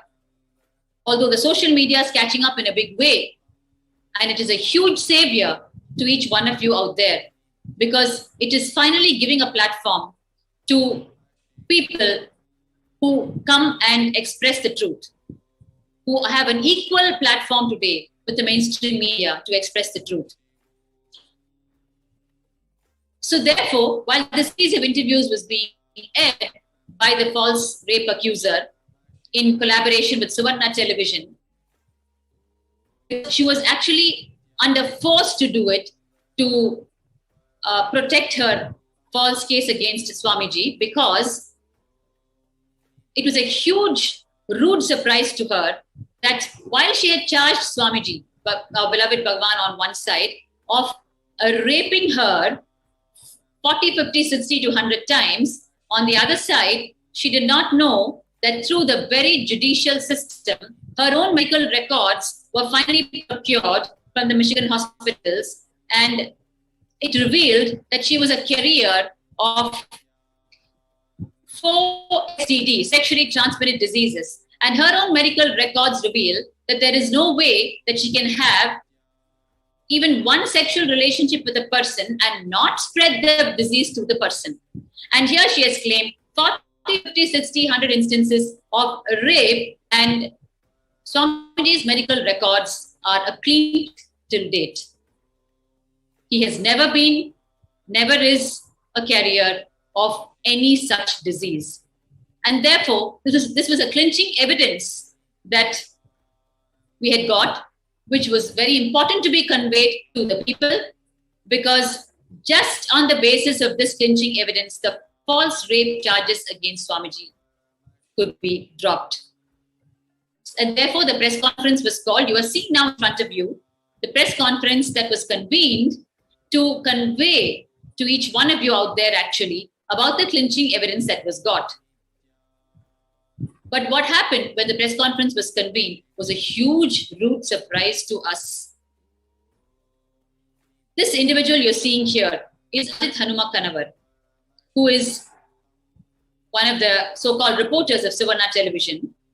And he landed up with his henchmen on this press conference, carrying a cover with him, which we later discovered was an anthrax bomb package designed to destroy the life of Swamiji, the Supreme Pontiff of Hinduism. And very innocently, we were continuing with the press conference, not knowing that this huge mafia group was seated inside the hall, and that too in the front rows, ready to execute their plan of assassination just a few minutes after the press conference started. So the scene that is actually meeting your eye is Ajit Hanuma Kanavar, who stepped up a few minutes after the conference started and started advancing towards Swamiji with the package in his hand. And started accusing Swamiji falsely that he was evading a certain foreign summon and that he was there to deliver the summon, a reporter delivering a court summon, mind you. No end to the extent of the multi-pronged attack, the way it started. Therefore, when we suddenly woke up to what was going on, we rushed to him and stopped him from advancing towards Swamiji with the package in his hands. And we were requesting him to move out of the hall. But immediately his henchmen sprung into action and they started erupting with violence against not just the men, but against the women, sannyasis, and the female devotees who were present in the hall. After an hour almost of struggle, finally we managed to get Ajit to even move out of the hall. And by then it was all hell let loose inside the press conference hall, and we had to rush the Supreme Pontiff of Hinduism once again to safety. It was a rude shock to us. We just didn't know what was going on and what had landed on our heads one more time. And we finally managed to move him out of the hall, and we were frantically trying to contact the police on one side after enough damage had happened to person and property, and violation had happened to the female sannyasis in ways I need not even explain to you. You're seeing visuals in front of you where the female and male sannyasis are being manhandled by multiple people at the same time near the gates of Adi Kailasa, the headquarters in Bengaluru. After this entire scene, you can see here, our female sannyasi is being manhandled by 5 of these mafia people at the same time, the Karnataka Navaninmana Sene mafia that landed up. And you can see the stones being hurled at the gate. So while Ajit was, and you can see here in front of you, the then administrator, one of the administrators, was actually, his head was smashed by a huge boulder by 4 to 5 people at a time. And he was not even allowed to rush to the hospital. They stopped the car. Somehow we managed to reach him to the hospital. And here you are seeing him post-surgery. They administered 33 sutures on his head. You can see him bloodshot on one side, completely smeared with his own blood. And on the other side, he's giving his first sharing after having undergone the surgery. His entire face and forehead and head is swollen. And it was just one of the most gory. Actually, I was right at the gate at that time. If the NTV operator can just rewind the scenes a bit, you'll be able to see. I was there right at the gate, and it was the most horrifying scene. Even in horror movies, you can see me there. Even in horror movies, I've not seen such a scene where just brutally 5 people smashing a huge boulder stone on the skull of another person and just running away, jumping over the gate and allowing him to die there and not even allowing him to reach the hospital. Actually, at least after they smashed his skull, I mean, one would imagine that they would just back off. But they actually went ahead further and didn't even allow us to take him to the hospital. These are the kind of attacks faced by the Supreme Pontiff of Hinduism. You can see me there in the background. These are the kind of attacks faced by the Supreme Pontiff of Hinduism. Time and again, he and the sannyasis and the devotees who are standing to revive and re-establish this greater science of Hinduism. You can see here the bruises the wounds, the life attacks sustained by the devotees and sannyasis. And while this happened on the 7th of June, from the morning until the evening, and it was actually live telecasted, they came with the live telecast van. They came with what you call the OB van, which is a live telecast van, in the evening when this entire attack was executed. And they were airing it live, and the running commentary was that the Adi Kailasa headquarters and the people there are brewing trouble, and they are fighting, and they're creating violence, and they're disrupting the peace of the place. We were just completely powerless on the face of the attack, because on the one side, we were the victims, we were attacked, we were almost killed, and Swamiji was almost assassinated, and we had to rush him to safety, and our property was destroyed. But here we were being portrayed as creating violence. What you're now seeing in front of you is the press conference that happened on the next day, which is the 8th of June 2012. I request the NTV operator to stop a bit. So we had to explain to the public what exactly happened the previous day on the 7th, and how they had converted the press conference into a war field, into an attack field. So therefore, we convened a second press conference to explain to the people the attack that happened on the previous day. And here, what is meeting your eye is the second press conference on the 8th. You can see me. I'm the first sannyasi from the left-hand side. Yes, that's me, the first sannyasi on the left-hand side. And on this second day also, just minutes after we started the press conference, again, the same Karnataka Navanirmana Sene, but this time, today, that is on the 8th of June, under heavy disguise, so we didn't even know they were from that organization. They were once again seated inside the hall without our knowledge, and they sprung up and started creating violence and attacking us yet again. You're seeing the violence and attack in front of your eyes. And they started violating the female sannyasis. You can see here in front of your eyes. It was an unsparing, ruthless, brutal attacks where they were picking up the chairs, the metal dividers, the metal chains that were used as dividers, and just beating and breaking persons and property. Here you can see the aggression and the brutality of the attack. You can see him straight away manhandling our sannyasi, Manitya Achalananda Swami. You can see again here. And all along, there was no protection for us. We were frantically trying to call the police, and the attack just continued ruthlessly. And we just didn't know how to end it, or how to, push the attackers back, because they were just too many in number and too aggressive, because their business is violence and our business is non-violence. So therefore, it was a hopeless match. And while we were again and again only employing the principles that we live by, which is non-violence, it was not working. We were just being attacked right, left, and center. And finally, after considerable damage had been done, as usual, the police came at the end of it all, and they took him away.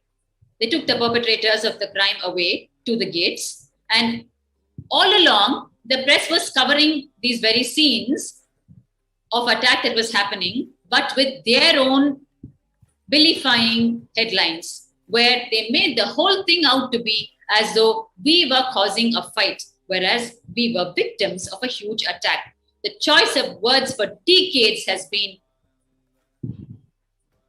completely false and completely opposite to what exactly happens on the field. While it is always an attack from their side, the presentation by the media mafia has always been a fight between Nithyananda disciples and so, a fight between Nithyananda disciples and someone else. And And where is the platform for us to go and tell the real story? Because by then, by the time we wake up from the attack, already on the one side, false cases are filed against us saying that we tried to kill them. And on the other side, the media mafia has done enough damage and spread false news all over the world. So by the time we wake up and we even want to give the first statement, the damage has been done and opinions have been formed, and we are made out to be once again some attacking cult all the time who are out to destroy the peace of the people. It is so, here you can see me somehow desperately trying to get across to the press persons who are willing to hold the camera to my face. I'm trying to tell them that, already the headlines out there are, we are attacking them. But the truth is they are using our desperate body language to map their false headlines and conveniently saying that we are attacking them. And I'm in fact telling the press people, if you are in a situation where in your own home, in your own drawing room, your folks were attacked by someone, would you be petting and pampering them and requesting them to move out? Won't you at least bring in some kind of a desperate body language and shout at them to move out? Which is exactly what we were doing and the least that we could do. But the same thing was shown as though we were very aggressive and violent people, and as though we are all the time attacking, and as though we are out there just to cause trouble. So, I would just like to highlight one point that as you are sharing that people need to know. Yes. So as you were sharing, the first day, the attack that happened, how the anthrax bomb was trying to be forced on the SPH, directly an assassination attempt. And on the second day, the same mob comes in disguise. They are groping and sexually assaulting women in front of the media. And the most important, what we all could see where Ma Bhaktika Swami was actually sharing in the, desperately screaming for help out in the camera. And we can see how the sexual assault, the men groping women, and they're all talking vulgarly in front of the women were live streamed in the media. And again, even at this point, the media showing the Adinavasis who are desperately begging for help in the bad light. And here we can see how the attackers are hurling stones and they are just bombarding into the campus, destroying properties, assaulting women, physically mob lynching the sannyasis, very desperate to reach the supreme pontiff of Hinduism and directly attack. We can clearly see how the mob is climbing over the gate. What we can actually note here is that there are so many policemen who are standing there. There are so many policemen who are there waiting, and they are able to very clearly see that this mob is trying to get in, but they are getting in. They're not being stopped. Good point, Ma. If you notice the pattern of attacks every time, the moment you see a uniformed policeman, automatically you think they are there as protection. They are there to control the whole scene and bring it to some kind of a law or dharma. But what the innocent people do not know is, or they're brainwashed to such an extent, they don't even know to look into the scene and watch that they're actually not doing anything. They don't even know to recognize that. For us, if you see a khaki uniform, that means he's doing a job, right, of protection. But we've been brainwashed over the years that we don't even know to look into the scene and see that they're not doing it. They're just standing and watching or pretending to ward off people in a way where they allow the mainstream attack to happen, but somewhere in the background, they are just doing some body language, mislead the people as though they are protecting. Whereas in the light of what you are sharing, I'm right now seeing there's a clipping here that we are seeing. We actually saw these Adinavasis were the ones who were beaten up by the mob. But right now I am seeing they are being arrested. They are being taken by the police. So I'm not really able to grasp what exactly And is could you share with us what happened or how the victims are being arrested? You were there that day, and can you share with all of us and the viewers what was happening after being assaulted, after being sexually assaulted, groped, after being mob lynched by these rowdies and thugs? I am seeing the scene where the victims are being arrested. Could you share with us what was the scene and what happened there? Actually, what you're seeing now is, each of us was actually escorted. You can see me actually entering the van just now. Each of us was escorted by a uniformed policewoman or policeman into a van. You can see all of us inside the van now. Yes. Actually, this is on the 8th of June. And in the morning, the second press conference had happened and the attack had happened. And we were just recovering from the attack when suddenly the policemen came and they asked us to just follow them. So actually, we were thinking that they are calling us to identify the perpetrators of the crime. So, Amma, we were so innocent and naive. We had no clue about the multi-pronged attack that was being executed right in front of our eyes. And we had no clue that this 2012 attack was actually going to lead to 2 illegal arrests of Swamiji once again. My God. So just to understand what exactly happened, so just wanted to explain to the viewers. So basically, all the Adinavasis who are actually being attacked, the victims who are being like the whole mob lynching is happening, the men, the anti-Hindu elements, the militant forces are coming and sexually assaulting and groping the women, are female sannyasis, and you can see in front of your eyes, Ma. Actually, our 2 sannyasis, you can see here, our 2 innocent sannyasis are trying to ask them, why are you pushing us around? Why are you manhandling us? What have we done? And they're silent, but the police are completely silencing them and telling them it's none of their business to ask any questions. And they're actually manhandling them and pushing them into the van and arresting them without their own knowledge. This is something that needs to be highlighted here.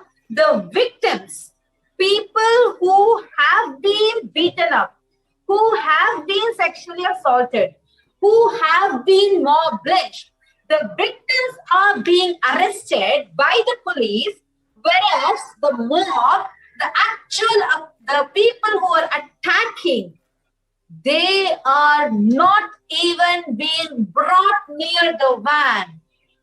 What is happening? Actually, could you share with us, Ma, the details of what happened, how it happened, and the whole arrest? If you could share with us as being that personally. So, like I told you, on the 8th morning, the second press conference, they had finished physically assaulting us and attacking us inside the press conference hall. And then we were just recovering from the attack when the police personnel came and asked us to follow them. And we thought we were going to identify the perpetrators of the crime. But then only later we realized, when they pushed all of us inside a van that was waiting, we realized that probably we are being arrested, right? We had no idea. We were like, why are they taking up so many of us in the van to go and identify? Just one person will do. And then only after we actually landed in the police station, we understood that we were being arrested. I mean, if I think back, Ma, how naive we were, how innocent we were. We just had no idea that such things could even happen today. And we were taking it's not about your innocence or being naive, because the police are expected to make sure that we are protected. At least that's what anyone who sees the scene of so many policemen in the uniform coming in and go, when they see that the Adinavasis, like the people who are in the campus, are being beaten up, sexually assaulted by the criminals, then we are suddenly seeing a huge battalion force of, like, all the policemen are just coming in. And so all of a sudden, so everybody would expect that we are going to be protected. It's like the police have come to be protecting and to make sure that the people are safeguarded. One more thing you need to know, Ma.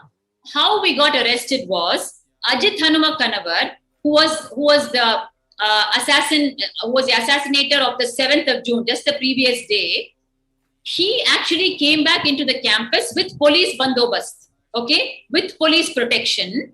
He entered back in the campus on the 8th, and he identified 16 of us and for arresting.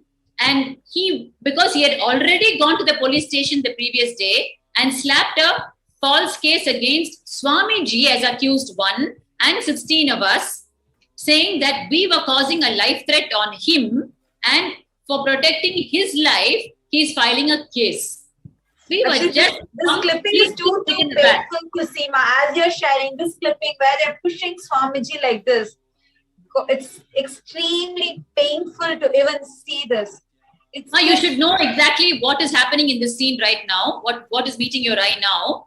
Actually, ma, so the false case that Ajit Hanuma Kanavar went and slapped on Swamiji and on the 16 of us, that was the next step in the attack. So they arrested the 16 of us, and then they were all out behind Swamiji to arrest him, right? And by then, we had rushed Swamiji to safety because we knew it was coming because of the false case.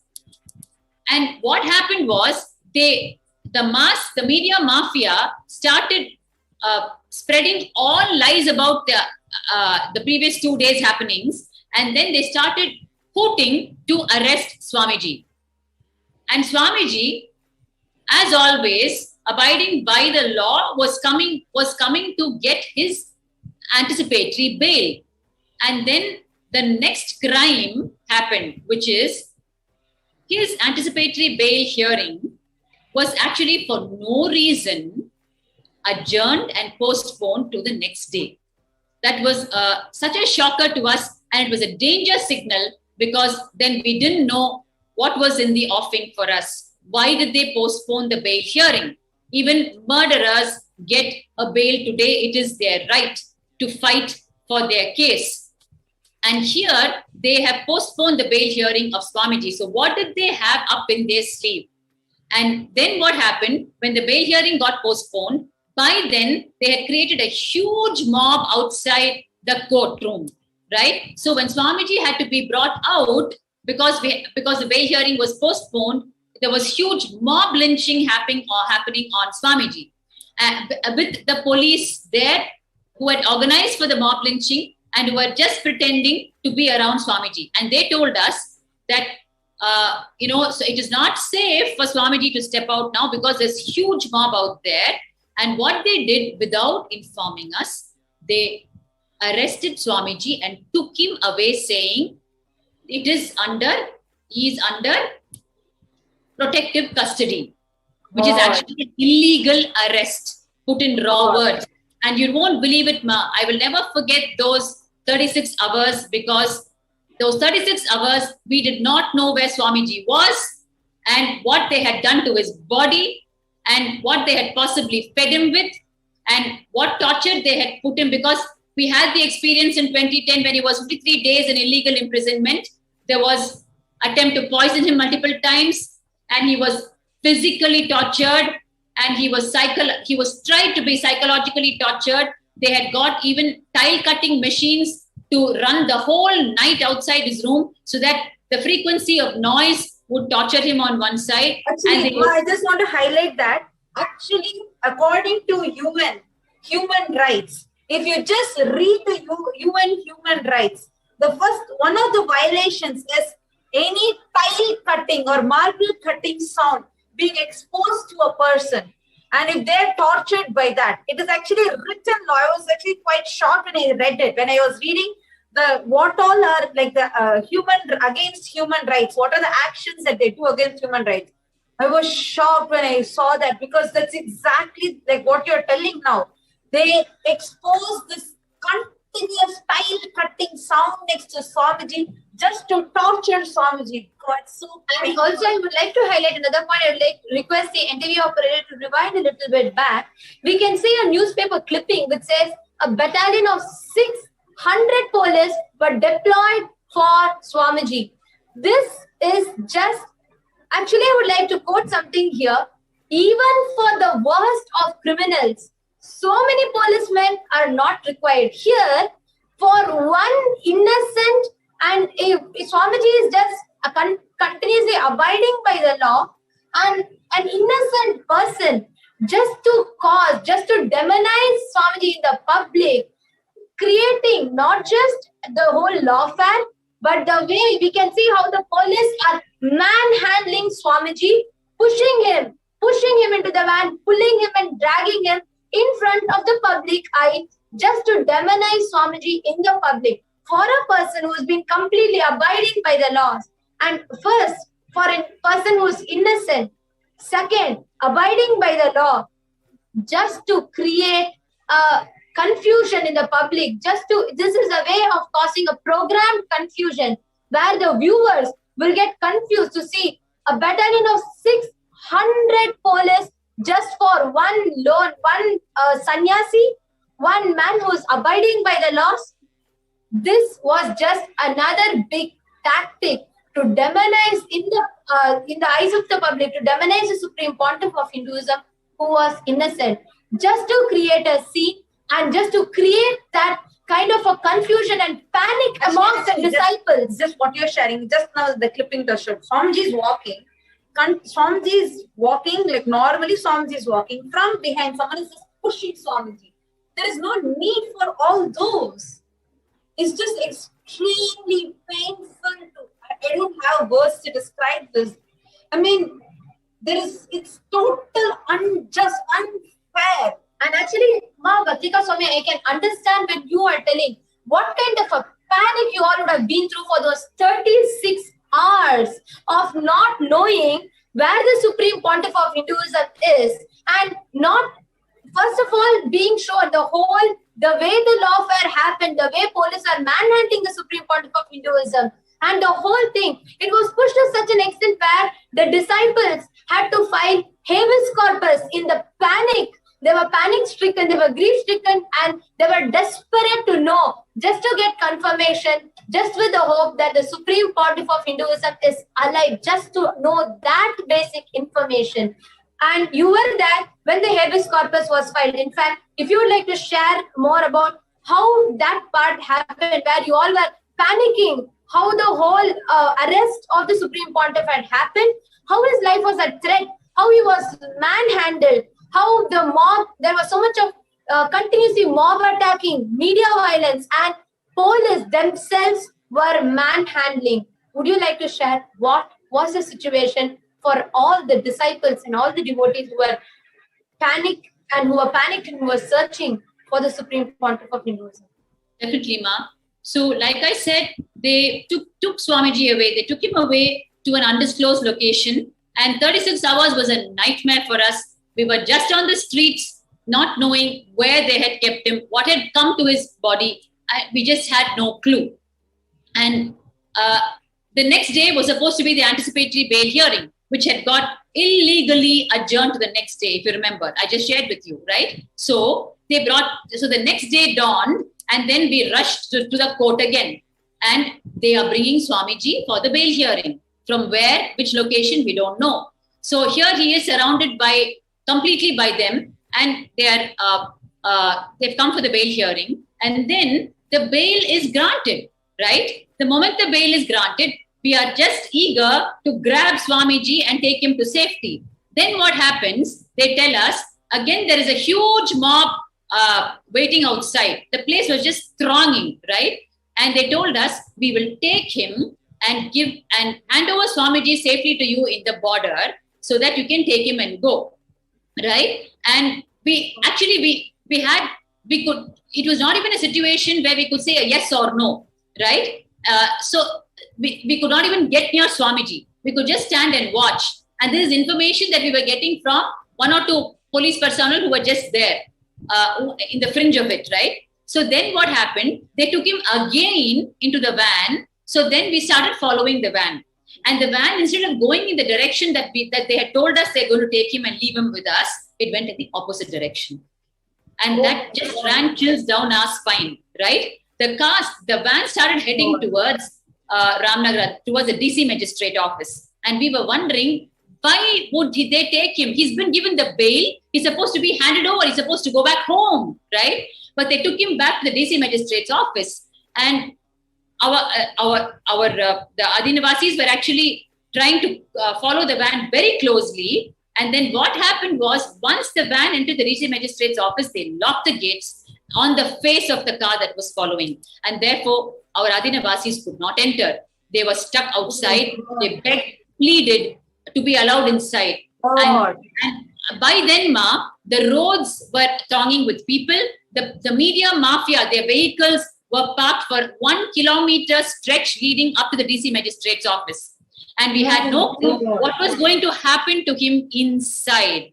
And then I just want to reiterate what you're sharing. So what you're saying is, despite of getting the bail, which means legally, the police are supposed to give Swamiji back to us. Instead, they literally kidnapped Swamiji and took them to a very different location altogether, which was followed by the media militant forces who are waiting to attack Swamiji. And you will not disclose what they were going to do to Swamiji. And the whole, despite of all the devotees going and pleading along with the legal bail, means the court is ordered.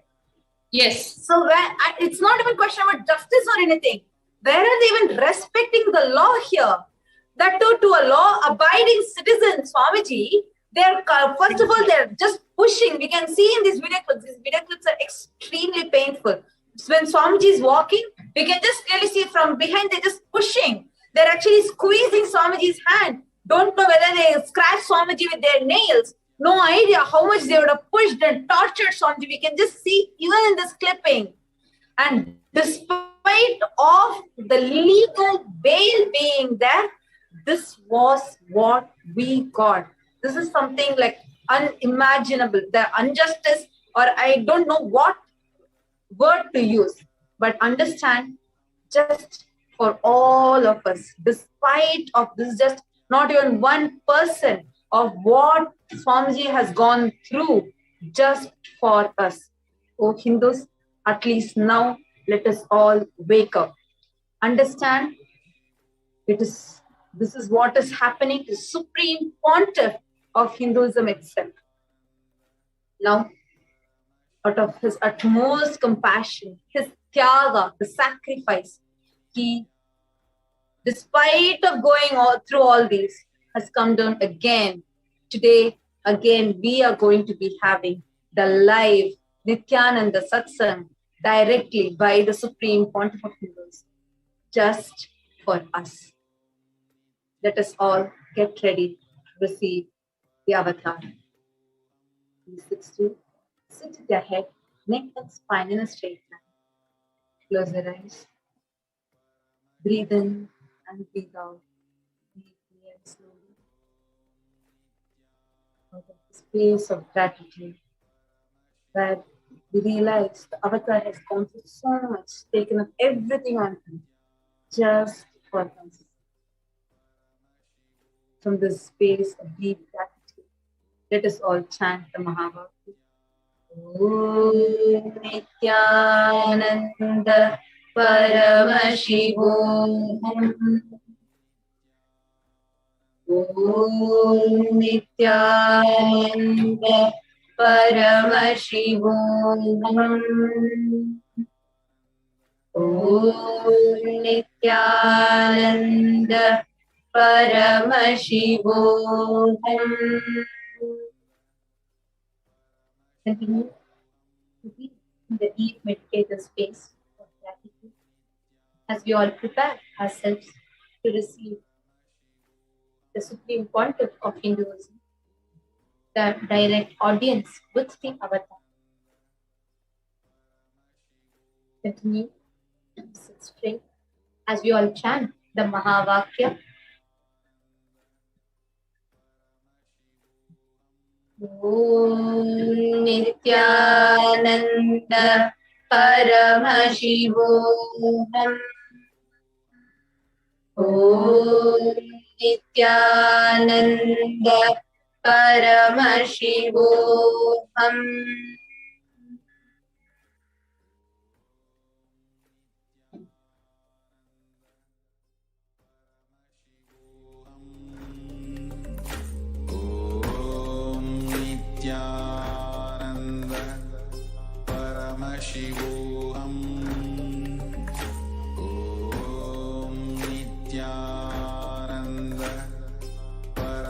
Paramashivoham.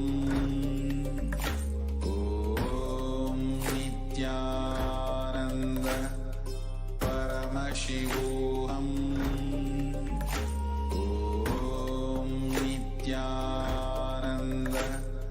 Paramashivoham. Om Nithyananda Paramashivoham. Om Nithyananda Paramashivoham. Om Nithyananda Paramashivoham. Om Nithyananda Paramashivoham. Om Nithyananda Paramashivoham. Om Nithyananda Paramashivoham. Om Nithyananda Paramashivoham. Om Nithyananda Paramashivoham. Om Nithyananda Paramashivoham. Om Nithyananda Paramashivoham. Om Nithyananda Paramashivoham. Om Nithyananda Paramashivoham. Om Nithyananda Paramashivoham.